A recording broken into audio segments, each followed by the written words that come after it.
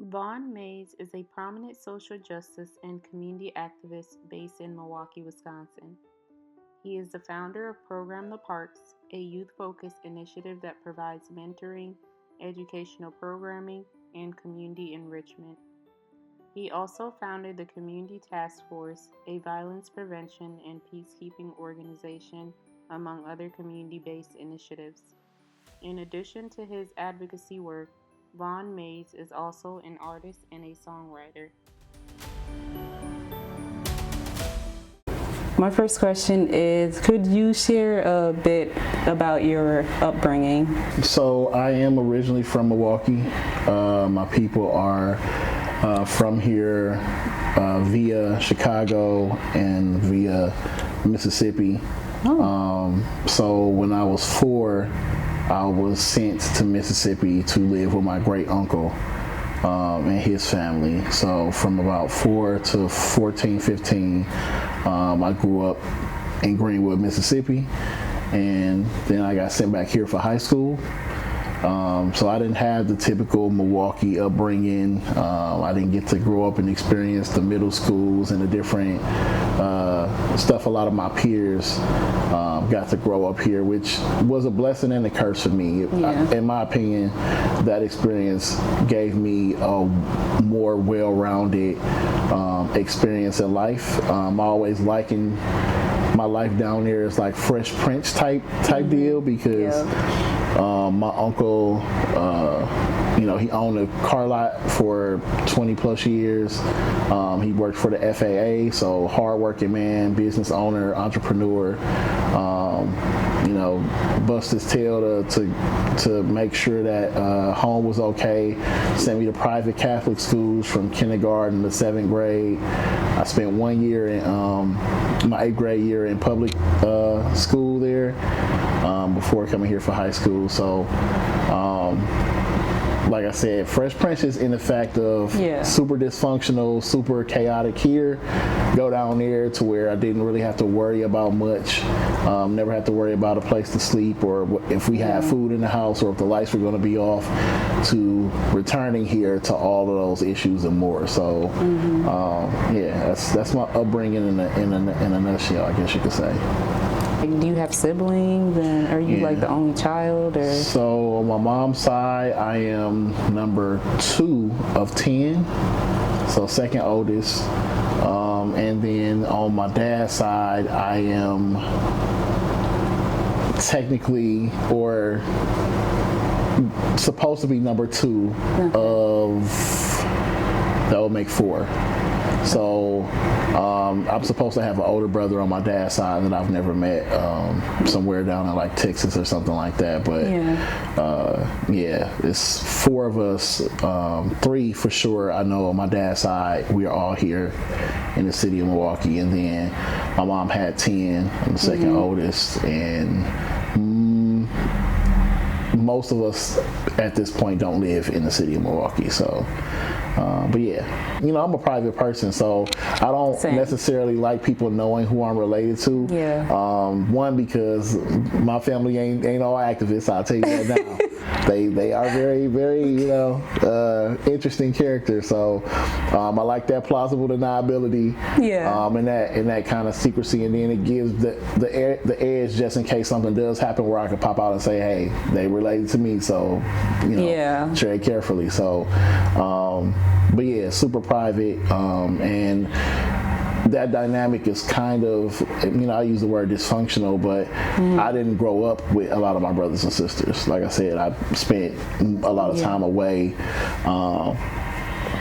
and so that kind of adds to the family dynamic, but we're still, close as anybody who has been through those situations. A lot of them ended up in foster care and the system and all that kind of stuff. And we all kind of had our bad stuff that happened as far as us being separated and going and living in different households.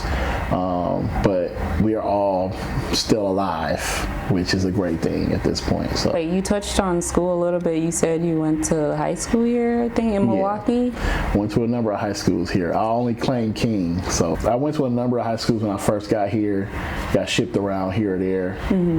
But then I got kicked out of MPS when I went to alternative school called Project Excel.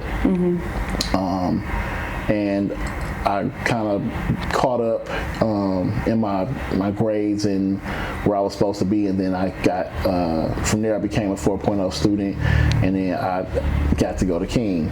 So from my, I believe, 10th grade year until my senior year, I went to King. So if anybody asks, it's K House. I have a crazy story about King, because listen, I love King, but I cannot deny how they did me, man. King was not very welcoming of somebody like me. Somebody who, like I said, I got kicked out of MPS. I spent a lot of time in dealing with the juvenile justice system, in and out of group homes, literally until I was 18 years old. They didn't take very kindly to me.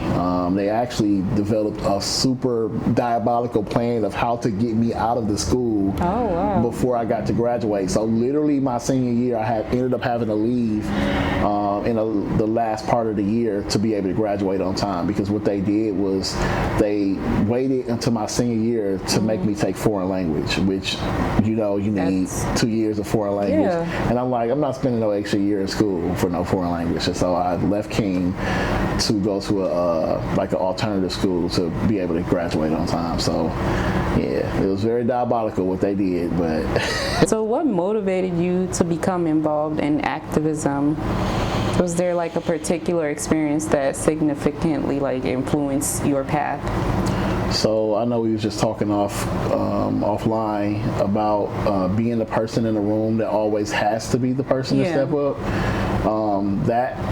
I think it was my experience even as a kid and as a child growing up. The other part of it is my bad and con side to being isolated away from my family and brothers and sisters in the situation down in Mississippi is my uncle was a great man, and he provided for us, didn't really want or need for anything, so to speak, but he had a wife and she was extremely abusive to me. And so I was in a situation for really all of that time, predominantly, where she had a son, and I didn't understand what her problem was with me. She was just super evil to me for whatever reason, until I graduated and I went back down there and lived with him for a year in my 20s. He explained to me that the young man that I thought was his son was not his biological son.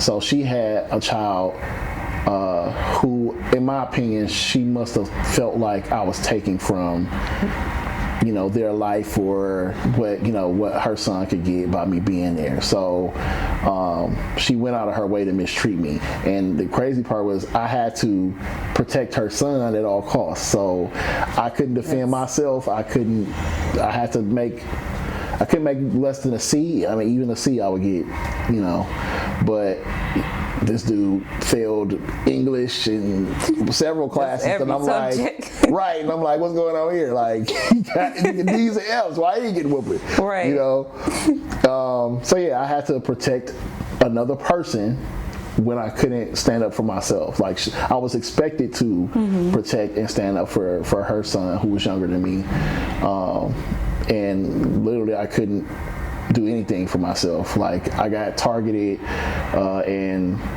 bullied down there as the northerner, lighter skinned boy from out of town. Clearly they say I talk proper and all of this, so got picked on a lot, got jumped all the time, and I couldn't fight back or anything. If I got sent to the principal's office or was involved in any form of trying to defend myself, I would get in trouble. So that was another thing that pushed me into the position that I am now. And then the third thing is Malcolm X. The Malcolm X movie really spoke to me at a young age, and I didn't understand it then, but it was different scenes in that movie that was just like so powerful to me. Like, it stuck in my mind. So it's one of the reasons why I took on the moniker of Milwaukee's Malcolm X.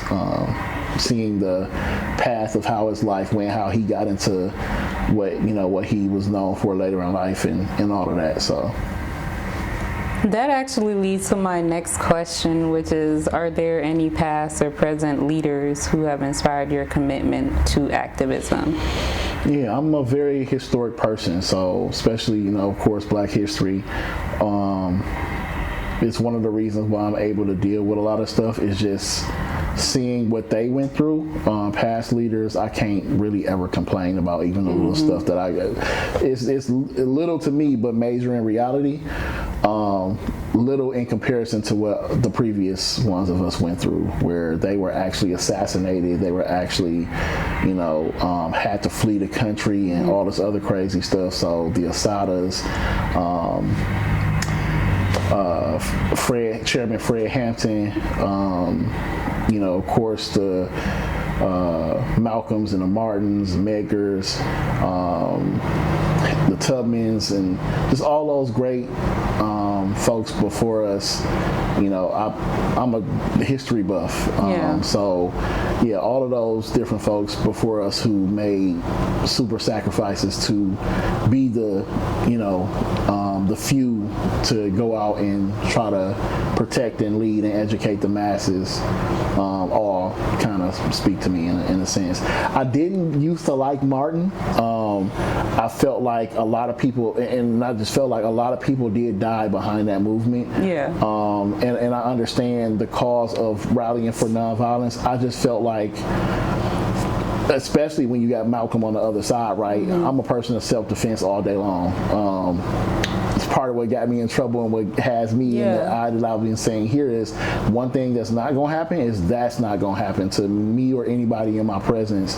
So self-defense is super important to me. The law and our ability to, or supposed ability to have the same rights and protections under the law as far as self-defense and human rights, very strong about that. And I came back around on Martin when I learned that before he was assassinated, he started to speak differently and say different things, specifically him saying, about integrating us into a burning building, and starting to mesh and work with Malcolm towards the end as well. So yeah, I wasn't too big on Martin at first, but then you learn more. The speeches that they don't push is what you need to go and look, as far as him. So I'm not a person that's like extremist, we need to attack first, but I'm a person that's like, we get done any kind of way in this country all the time, but what we don't have to do is allow that to happen. There are things that we can do and there are things that we should do. So if there's ever an issue of racial, unrest or any incident, you're likely going to see me there, because that's super non-tolerant of that. You had mentioned Malcolm X already, but I wanted to still ask, do you have any role models whose work or values you aim to emulate in your activism? Aside from those that I spoke on, there's some local folks that I kind of take from, and even some of our icons, in the music field nationally, like, the Nipsey Hussles and people of that nature. Like, you got former Senator Lena Taylor, who's now a judge. I've taken a lot from her and her history in this city. You got people like Andre Lee Ellis and Victor Barnett, who I personally took some of my youth programming and things that I created off seeing the things that they were doing, and throwing my own spin on it. They're definitely folks that I look up to or have kind of built or morphed different things that I've done off of them. So those are just a couple that I can name, locally and more up to date, aside from all the historical people that I named. Okay. And then were you a member of any Black organizations? If so, how would you describe your experience and what insight did you gain about yourself through your involvement? And I only ask because I feel like a couple years ago, I think like I've seen like a past photo of you, like you used to, I think, be involved in the Black Panther. So it doesn't look like you're part of it anymore. So that's why I asked. Well, some people feel like remakes are never as great as the original thing. No, that's true. I'm not a person that feels like that in the film world. I like a lot of remakes. Yeah. But a lot of it is just nostalgia. It's, I joined a lot of stuff because I'm looking for it to be and to mean what that original thing was, right? Yeah. Whether that's street organizations, I've been, affiliated, but those people will tell you like what it is now versus what it was. It's, specifically those groups like the Panthers, it's so many people just using that brand and that name. But to be honest with you, you're not going to see these folks when anything real is happening. You're not going to see them on the front lines dealing with, these folks who are harming our people. You're not going to see them leading in any capacity when it comes to changing laws and legislation and any of that stuff. A lot of that stuff these days is for show. It's for show and for nostalgia and to be like, yeah, we somebody, and it's and that has been my experience. I've joined at least 2 Panther groups. At one point, I was part of the Moors Science Temple of America, and a lot of these, groups are, kind of cultish, and a lot of their leadership is not right. And so I ended up in a whole lot of conflict joining stuff thinking it's supposed to be this or that, and I get in there and I see, okay, y'all got everything going on in here. It's disrespecting women, abusing people, scamming people, using people. People are dying, and you're, using their deaths to. It's just, a whole lot. Treating people like they expendable. As far as people getting in trouble, actual legal issues, and they have no intention of helping those folks, but are using their situation to further the cause, and it's just like you get a real disappointment, like to the point where one group in particular, I had to literally make disband in this city and in this state. I got enough of joining stuff real fast, and but I've always had my own thing. I think a lot of people misconstrue that about, like, one thing about me, I don't like being the only leader. I'm not one of the people that's like, I have to be the guy. I have no problem being a part of a team. I have no problem being led, and so I've always had my own thing. I've always been my own person, able to stand by myself and able to be part of a mass, in situations. So,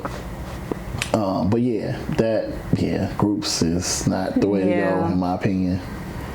Yeah, that was going to be my next question, like what made you leave them, but that's understandable. Yeah. My next question is, the media has a history of shaping narratives about individuals, particularly Black activists, that may not always reflect the full truth.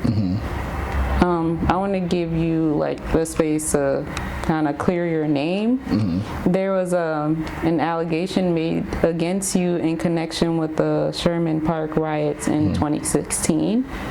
Could you describe what was alleged about you and the current status or outcome of that situation? Almost a 10-year stretch of, and this was a federal indictment. It ended up being officially. It originally came about in 2018. And it actually just wrapped up and ended, concluded in January of this year. So initially they tried to say that I was conspiring with people during the unrest to firebomb the police station on District 7. We all knew District 7 was heavily barricaded. They had snipers on the roof. It just was like a whole thing. So, and there were live streams with other people trying to direct people to that station, and myself and other folks telling them don't do that, because of how, heavily barricaded and stuff it was. So in all actuality, I did make a lot of the wrong enemies initially, especially back then. I was a whole lot more militant. I was a whole lot more, I would say, trollish, because I did a lot of stuff that was literally, I did stuff to piss off or to antagonize certain sects of the country. So all of it didn't used to be Proud Boys and all these other names that they have now. At that time, they were going by the 3 percenters. And so all of these different folks with these ideologies on the other side were part of that group. And so I was seen as very adversarial, made a lot of the wrong enemies as far as super personal and direct battles with the police chiefs, Sheriff Clark, who was the lead head sheriff at the time, even folks in certain points in government, including aldermen, different folks who were other elected officials. I just really made made enemies with the wrong people in the wrong places all at one time. And so there was a coordinated effort to utilize, this thing against me. And honestly, a lot of stuff that was done to me was meant to be a deterrent. I'm not a person that's swayed or that is intimidated easily. I know what they meant to happen, but the total opposite happened. They wanted me to stop doing the stuff that I was doing initially, and that has exponentially grown since then. So I went from a 3-charge indictment to a 5-charge superseding indictment to a 7-charge superseding indictment. All to be taken away, and for me to be charged with encouraging a riot using a cell phone. A riot that was already happening before I ever was anywhere around, and I was just going live giving commentary. So I'm not telling people what to do. I'm not telling people come down here and be a part of this. I'm just going live in the middle of it and giving commentary. And so they gave me 3 days time served after a 10-year investigation and attempt to get me on those original charges, which I was facing 32 years minimum with those original charges. So, if you can make it make sense, then let me know, because but I think it did its job as far as my name, like messing up my name and my ability to do things. I couldn't even get a job. Like I tried to get a job with Uber, and I couldn't even get a job doing Uber on a bike, like Uber Eats or whatever. Like I couldn't deliver food on a bike. It was that bad for the charges. So but I was able to sustain the people of this city and the people nationally who have watched my story and watched what I do online, have supported me literally for the past decade. And I think we showed the government that, this was, not an easy task of trying to deter and shut down somebody that they really went out of their way to try to. But this was also part of, and I don't want people to miss it, because it wasn't about the charges. I'm still trying to get my discovery so I could be able to tell people specifics on what was in there. Because during that process, I had a gag order that prevented me from speaking about it or giving any details. I could get in trouble for even talking about it. But when Trump first got in office, which is another thing that made me a target, when he first ran, I was like the main protester at those rallies, causing a bunch of mess, pissing off the people all over Fox News and the national sites. But he created something when he got in office called BIE, Black Identity Extremists. And what he did, and he's furthered that now with going after our ability to make civil suits based on race to say that we are being discriminated. So he's doing that. He's taking that really from us and giving it to white people to say that. So back then he came up with this BIE thing, which was a direct targeting, like, okay, we know white supremacists and all this is a thing, but they're not the dangerous folks. That's nothing. These black folks who think we owe them something or who want to lead their communities are the real danger. And that, my case was really based off of that. And you could tell that by some of the evidence. I remember I used to wear these shirts, these Malcolm X shirts, but they had Arabic writing on them. So at one point they came to my home with a warrant for my electronics, but in the warrant, like in the evidence, they were taking pictures of my clothing and my books. Like, and they were really trying, and at that time I did choose a moniker name of Abdul Mateen, which means servant king. They were trying to paint me as like a Arab or Muslim terrorist. Yeah. And I'm like, I'm not Arab or Muslim. My shirt just has Arabic on. I like this shirt, you know. And like this was really a thing, and they really were, you know. That would be my next film, is to go into that in totality, because it was a literal decade of them doing any and everything they possibly could to get me locked up or to sully my name or discredit me. But apparently I came out on top, so. Right.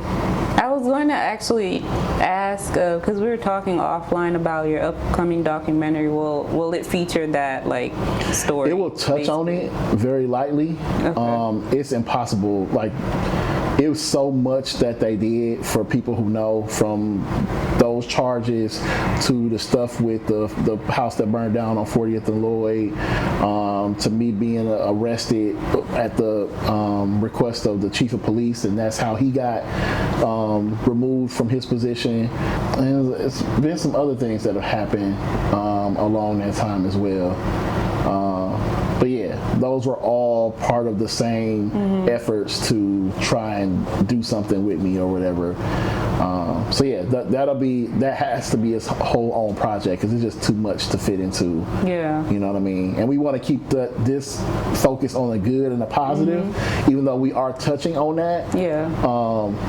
Yeah, but the next one is going to be directly about that. Looking back, I started to realize, like, they really tried to do that to me. Like, I almost got killed at one point when they came into my house. Oh, wow. They had a warrant that did not allow them, like, it wasn't not a kick my door in type of warrant. It was like, knock on the door if you're home. Hey, we got this warrant. We got to seize your computers and phones, right? Yeah. Now, mind you, I'm telling you, they're taking pictures of my books, my mail, my clothing. Wow. And then on top of that, how they actually did kick my door in the literal 7 o'clock in the morning on the dot. I'm still asleep. They kicked my door in. They had no markings of federal agents or anything. Big white guys, buff white guys with like gas station bandanas on their face with all assault rifles. They did me like that. And literally, I woke up, like, say this is my bed and I'm laying down, I literally rise up to seeing a rush of white men run into my house. And the first thing that I did was reach over to grab my phone. That's, in my mind, that was the first thing I thought to do, was to go live, right? I could have been shot and killed right there. But the only reason why I didn't is because, one, my girlfriend at the time was in bed with me. And two, right before our room, because it was a straight shot into my room. From them kicking in the door, all they had to do was turn left, and there was a hallway, then like a little room, a living room, and then my door is in the middle. It's literally a straight shot. Yeah. You can see me in the middle of with the door open. You can see me, like, all you gotta do is shoot straight and I'm dead. Wow.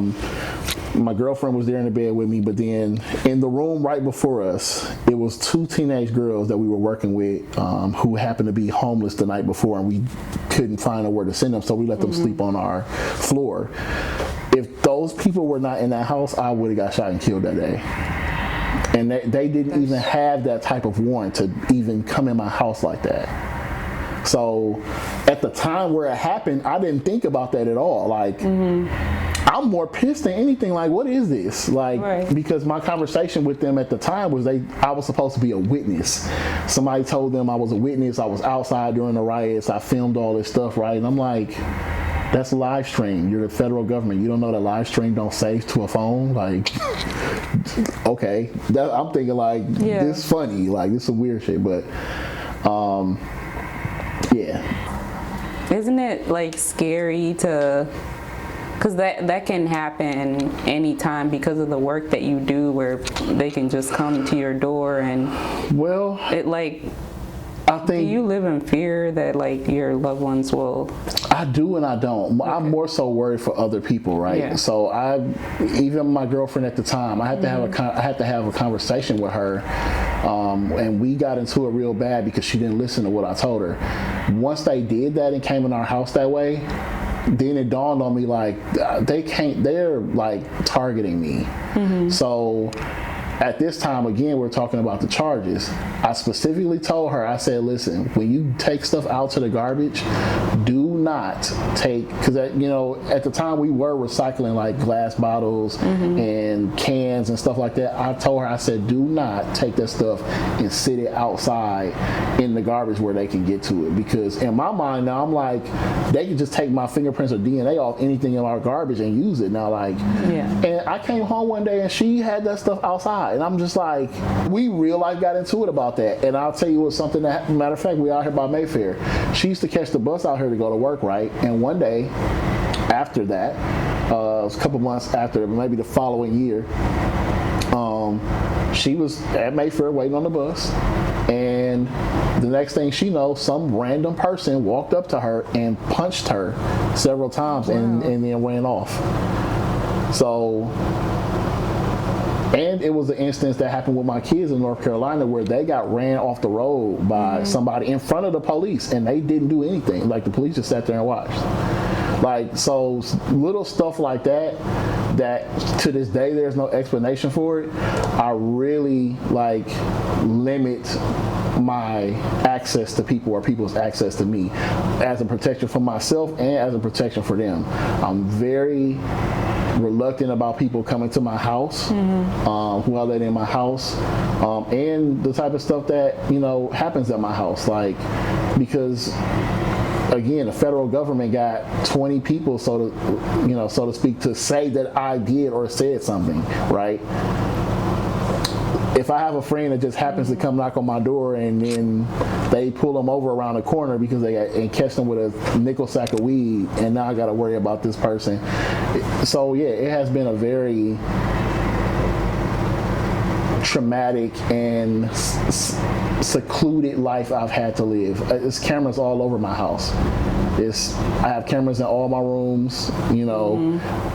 I just can't, and it's not for the community. I have no fear of my community that I live in. It's what they were doing, you know what I mean, and knowing stuff they were doing. So yeah, it has been a real crazy. Even when we were just talking about the medical stuff, right? It's very scary to me that I can go in any hospital, right, especially in the city of Milwaukee, and not only do the people at the front desk know who I am, the security know who I am most of the time, doctors and nurses and folks walking around know who I am, and the executive staff know who I am. That's scary. That is scary. That's very scary. I've gone to other cities. I've gone to Racine, Kenosha, Waukesha, and I've had chiefs of police or their executive team walk up to me out of a crowd like, hey, Mr. Mayes, did you get that car fixed? Something that I made a Facebook post about. They would mention it to me in real time. Like, I don't even live in this city and y'all watching my Facebook page. Right. It's that serious. So, like, what misconceptions do people have about you? I feel like you already mentioned some in the beginning, but...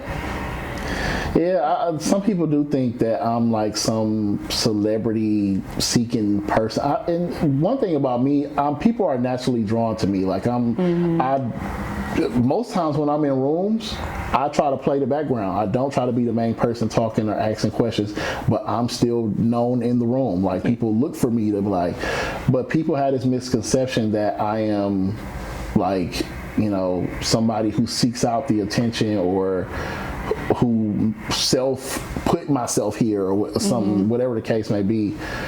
I've also had people swear that this entire time I've been getting paid by this group or what do they say? Like the guy who's supposed to be paying all the liberal left-wing protesters. I'm like, they owe me a check. I don't know where this check went. Yeah. But if they paying people, they definitely owe me a whole lot of money. People just have this misconception that you are just, and I can't necessarily blame them because there are ones of us in this field who are that, who most definitely are. They're out here for notoriety.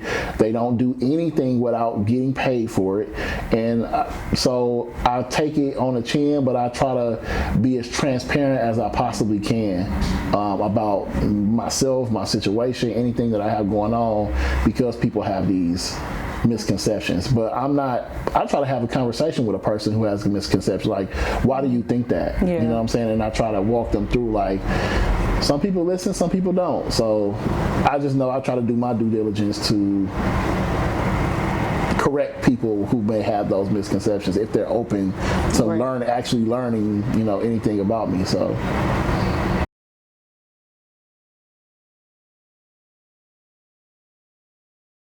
I can't say I won't ever get a chance to. I think at some point I may have the time to finally disconnect and do something different in life, or just because you can't even retire. Listen, like, retirement from the movement or the work ain't even a real thing. You know what I mean? Like, imagine me going to work at freaking McDonald's or something after all of this. Yeah.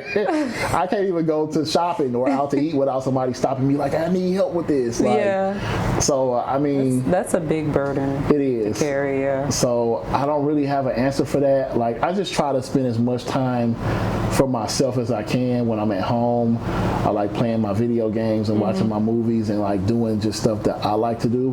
My music is another way that I like unplug and really get a lot of that stuff out. The Heavy is the Crown album that the film is based off of is literally me telling these stories and all of this stuff that we're talking about in a musical format, which in my opinion is missing. We don't have movement music. We don't have actual activists or families prior to that project and some of the folks here that have been part of it in their own right, about telling their own stories and getting that trauma out, like, you know, and in a way that other people can listen to and absorb that, you know, something outside of just talking about ourselves. So yeah, I just take it as I'm able to. And I've been super intentional, at least the past year and a half, I would say, as best I can, to take time for myself, to go on vacations and like just try to unplug as much as I can.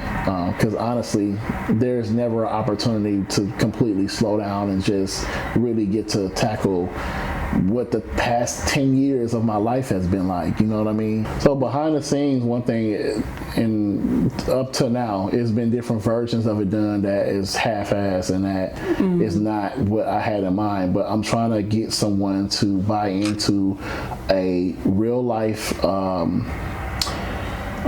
retreat for folks that do this type of work and this level of work, to where we literally need to be sent somewhere to a cabin or an island somewhere to just literally take some breathers, see some beautiful sights, get out of this city, get out of the work for a weekend or a week or whatever it is, and really just build with each other and get get some of that stuff out. That idea has been turned into, let's go to Wing Spread and get some training and have a seminar, and then y'all just 20 minutes outside the city. So that has not worked, because even when I did that, every day almost I was driving back into the city to deal with something, because it's right here and people don't want to they don't understand I'm on vacation or I'm taking a break. Right, yeah. It's like you can't tell people that. So no, we need to be able to not come back here and really be able to unplug. So that's something that I'm working on, not just for myself, but anybody who's doing this work and dealing with that level of responsibility and pressure and all of that stuff. It is very much so needed. So research shows that Black men are less likely to seek medical care compared to other demographic groups. This disparity can stem from systemic barriers as well as personal factors such as prioritizing work and family responsibility over their own health.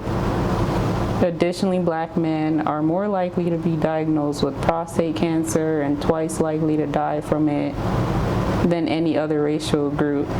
So do you make sure that you complete your annual medical checkups as well? Which, I mean, it's not like, because you mentioned, but like I understand. I'm laughing because I understand, think we both know the answer to that. Yeah, I understand though. Especially hearing what you just said, Yeah. it makes sense why. But now that I am older and getting there, I'm trying to get in a space where I start to address that stuff. Yeah.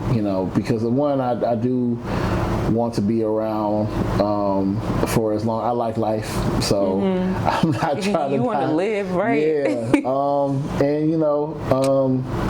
So I am one of those people who fall definitely into that, and we just know the history. And again, men and women have a different experience, even though it's all messed up, right? Especially as Black folks, like we all have our different experiences and different things where, as far as like childbirth and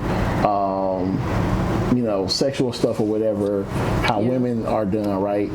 But then I see the whole thing of like how men, right? Like they could care less about reviving us and keeping us alive. Like they want our organs and our blood, and we are expendable. You know what I mean? So they're more likely to at least revive or try to save you than some Black man or boy that's dying on the curb. I see it all the time of them not giving them any assistance, letting them bleed out, and you got to come all the way out here. If you get shot in the inner city or by the lake, you got to come all the way out to Freighter, let alone how much time it takes for them to get to you in the first place. Those things are, I know people get on men specifically about why we don't take care of our health, right? But like you said, some of the stuff I've even mentioned to you, and that ain't even like the treatment part or actually trying to get the services and how you get treated. It's just so overwhelming, like the fear of just like, they really, it means that, hey, listen, if it don't, I gotta be on my deathbed before I be like, hey, I'm gonna go to the hospital, find me. But unfortunately, man, it's just like that. And I am an advocate. I say it all the time. We as men need to do better. But there needs to be a national push for better, for us to not even have those type of concerns, or for us to have our own institutions where we can feel better as men and women about addressing our health and dealing with that system. Because what's there is just, listen, I'm not scared of the federal government. I'm not scared of the streets of Milwaukee. That scares me, so that just goes to show how, because even look, if you look at the story of Martin, they said Martin didn't die from the bullet. Right. That's scary to me. That is scary. This is something else I'm gonna have to maneuver and manage, but I do plan to. But on a lighter note, what are your goals for the next 5 years, both personally and professionally? In the next 5 years, I will hope to have built successful organizations with people in place to where I can sit back, and I would like to do more stuff in colleges and schools, some lectures, some trainings, and at my end game with that is to at some point establish a school that is based off of advocacy and civics, to really teach people how to be activists and to groom our young people into being the elected officials that we need to see, and not these people that's like trying to make a career out of political office and gain for themselves. We need real people who we know personally and teach them how to go in there with a community and mind and agenda versus what we're seeing. So that is definitely high on my radar and agenda for the next couple years. Hopefully I dive more into film and have a couple more projects out. I'm looking to go sit on somebody's island and see some sights, get away from the city for a little bit. Likely I'll probably be married within that time. Hopefully that, and those are kind of my majority goal. And to finally have the position and respect. Like, I get a lot of reverence, but to be honest, the respect as far as like, people have gotten 10 years of free service out of me at an extremely high level. And I'm talking about in 2016 when we first got started and I was not doing anything near the amount of stuff I've done. Like, people were telling me then, like, dude, you're doing these people job, these people job, these people job, and you should be being paid for that, right? So I want to be able to make the amount of money that I deserve to make at this point, and not just struggle and sustain barely. So hopefully, I get to own a house. It's just so much I want to finally experience now that I'm free, so to speak, from a lot of stuff that held me back the past decade. So I'm looking to live a little bit of life right now, and while also not taking away from the level or quality of work. Like, I want to put people in place who I can trust and know that they can handle things and do things what that need to be done. What would you like your legacy to be? One thing I can say is I have 2 murals in the city while I'm still alive, which is really a super honor. Honorable, yeah. Also, I have had a number of citations from like the city and the state and the county. So those different things come here or there. My legacy, I definitely want people to understand the level of stuff that has been accomplished in my work. I see people get awards and get praise all the time, and it's like, dude, it is so insulting. It's so insulting because I'll sit and watch somebody dedicate their life for 5-10 years doing this thing that this person woke up doing a month ago, right? And it's like, that is, I don't honor that. I absolutely hate that. The fight that I have put up for changes for our people in our communities, as far as the county goes, the different law and policies that I've had effect on over this past decade, the amount of young people that I've worked with, that my programs and stuff have touched, even like the gift drive, it's going to be 12 years of giving away up to or more than $10,000. That's $100,000. Yeah. That's not, super proud of that. Who can say that? Yeah. People can boast and brag about this and that, but that is real, tangible stuff I put in people's hands, right? That's not counting the amount of people I've connected to lawyers and civil attorneys and won lawsuits, court cases that I've been able to help people get convictions or wins on. I want to be known for what I did, nothing more, nothing less. I'm not looking for nobody to praise me for something that I don't deserve. If it's ever a award that come my way and I don't feel like I know this person did more than me, I'm gonna make them put their name on it. You know, Right. I want to, my legacy to be somebody who really truly put work in for this city and this state, and for our culture, our people. We in West Dallas right now. I was one of a few right there on that corner when the Proud Boys took over this corner and was trying to tell people they couldn't walk down the sidewalk. I was one of the few when they were in West Dallas, trying to attack black folks at these Trump rallies and mass burning rallies. I was one of a few when they were downtown talking about stolen elections and how black people cheated and stole the election from them. I was one of a few. In any situation you can name like that, I was either the only person or one of a few. And I want people to know that because, again, history makes a difference, and there's a reason why our city is safer in certain aspects, or why they not gonna come there and do too much, because myself or one of a few made it that way to where people know this ain't the place that you gonna come and do too much of anything. So that's what I want my legacy to be. And then lastly, what is one piece of advice you would offer to Black America on how we can continue to strengthen and uplift ourselves collectively? You have to do things with more intention. We can't just be protesting just to be protesting. We can't, tear stuff up just for the sake of tearing stuff up. Like you have to start doing everything with super laser focused intention.